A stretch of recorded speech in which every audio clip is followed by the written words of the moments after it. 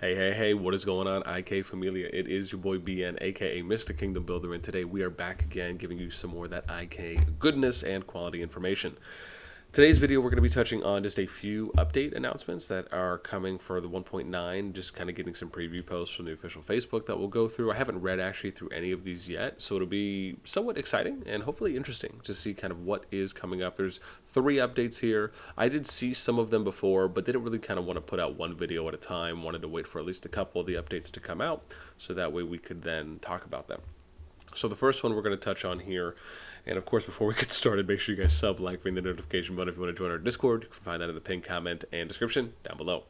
Alright, so the first one is going to be jigsaw puzzles, right? So it says, come and immerse yourself with this puzzle, use your wisdom, restore order from chaos. The new Ruins exploration system will go live in 1.9, in which you will have a chance to obtain puzzle pieces, collect these to complete puzzle blocks for rewards. I imagine this could be an example of a block here from the picture. Finish the complete jigsaw puzzle, unless maybe this is the complete one, to get even more rewards. Oh, gotta wake up in the morning. 1.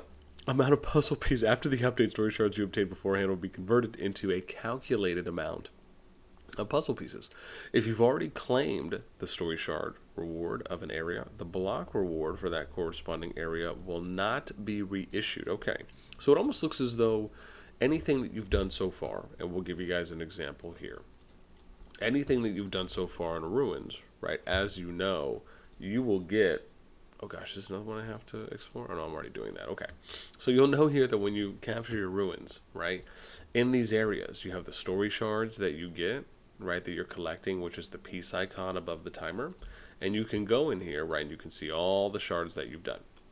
So I think what this is saying is that if you've already done a good job of completing a lot, or if you've completed arguably everything already, right, for your first 3 levels, that those will be factored into rewards that you'll probably auto get as a portion going in.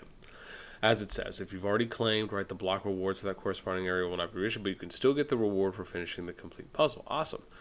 There will be almost 40 complex puzzles for you. So it almost looks like they're just kind of adding on another tier, right?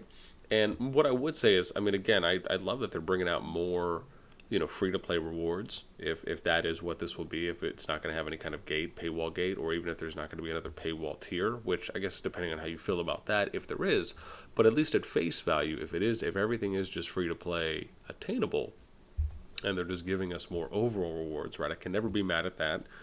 And again, I think at this point, with where kind of the state of the game is, this actually would be a good thing, kind of adding in more ways to get more rewards to kind of help players level up more.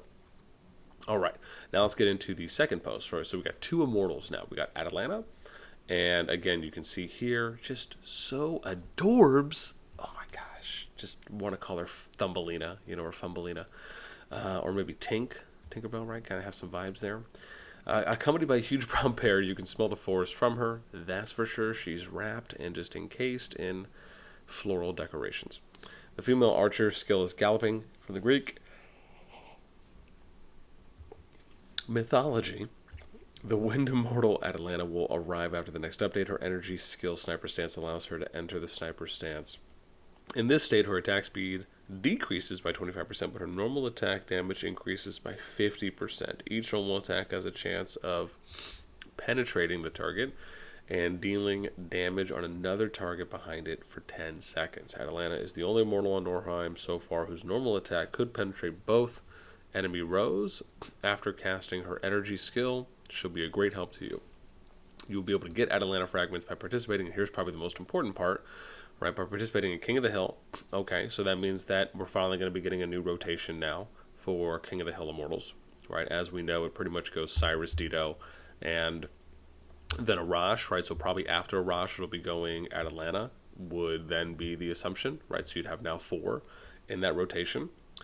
After summoning this Immortal, you can unlock more fragments through exchanging Mystery Pearls and Mystery Shop daily deals. Please pay attention to the calendar, right? Okay, so again, right, you're getting this, right, for the speed decrease 25. It's going to be able to hit the back row as well, kind of double hitting. It will be interesting. I actually think Atalanta might have some good value. You probably could even add on some attack speed, talk skills along with her, right? Even something potentially like, I can't remember if it's Cleave, if that's the one where basically when you hit it branches off as well. Something that usually you might find kind of putting on like an Alex or someone that just has high attack speed so you can try and get multiple crits, even though I think it is limited now.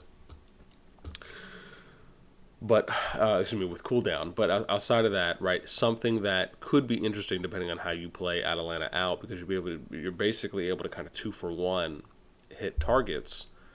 And so probably going to be a staple, because for wind, right, if you're running either Baldwin or Emperor Wu, you probably could make the argument to maybe swap one out to test Atalanta. But I actually think Atalanta probably will be a good addition to wind, just because really there's just not too many backline viable options for them currently. So again, I think this is definitely a needed addition, and it will be interesting to see how people are going to incorporate Atalanta into their new March lineups. Okay, next one we're going to take a look at here, though, is going to be Sundiok. I think Siondiok. That's my best one that I have. Please don't butcher me. And outside of that, let's go ahead. So the Fire Range Immortal Sundiok will appear in version 1.9. Let me see. We got Kimdiok, the Heavenly Queen, also known as Sundiok, the 27th ruler of Sia. I'm going to go with Sia because I think the double L's there are supposed to be pronounced as a Y. She was a generous, talent-wise ruler in the 54th year of reign, 632 AD. King Jinpyong died, leaving no male heir. Hence, the people declared her daughter Sundiok as successor to the throne, and she became the first female ruler of Sia. Oh, interesting. I did not know that. So Sundiok's seal, Might of the Phoenix, allows her to shoot a fierce arrow that concentrates the power of a phoenix, deals physical damage rate of X, to the current target. For the next 6 seconds, an explosion will trigger. And whenever the enemy receives 3 critical attacks, causing physical damage to all enemy units at a damage rate of Y percentage. So let's see here, right? Shoots hero, concentrates the power of Phoenix, deals physical damage to the current target for the next 6 seconds. An explosion will trigger whenever the enemy receives 3 critical attacks. Okay, so basically we'll combo and it'll do an AoE, but it has to receive 3 crits. Okay. And this is going to be fire range, so you would either have to be working out Empress Wu or what is it, Ashoka? I'm trying to remember the rest of my backline. Let me see if I can just do this by element. Oh wow, it's actually a lot faster if I do it this way. Yeah. Awesome. So yeah, it would be that. Yeah, because this is the Empress or Ashoka. So again, adding, because there are front lines, right? You got Hippa, William, Fred, right? Those are 3 fronts. So adding a back right now, you're getting your 3rd back. So you actually could maybe make an argument for possibly replacing Ashoka and testing out Sundiok in this lineup as another back row, right? Because Empress Ru pretty much for the most part is going to be a staple, just depending on the lineup that you're working. But at least for what we see in most used marches. Right, so nice to see that they're kind of adding in and giving not only wind but now fire, right, an additional backline just to kind of do a little bit of mix and matching.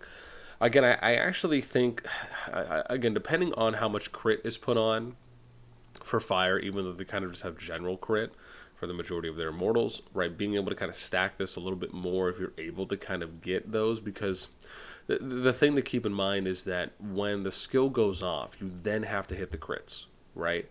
Like, that's where it has to happen in order for you to then, based on the reading of this, you have to proc it after the skill is activated, right? And you have a 6-second window to hit 3 crits in order for this second part of the skill to then proc as the AoE, right? So again, will be interesting to see. I think no matter what, right, anytime a new Immortal comes out, it's always good to test and kind of do your trial and error, right? Figure out what your kind of talk skill customizations are going to be. How are you going to be able to really manipulate the second part of this skill, which seems to kind of be by far the more important one, to increase the odds of how frequent it can happen, right? And you'll probably have to go through and test a bunch of matches and then kind of see how often it's proccing, right, based on what you're using to kind of complement support skill-wise. But outside of that, again, I'm really happy to see, like I said, 2 more Immortals that are coming as backlines just to give the elements a little bit more options on flexibility for what they can run.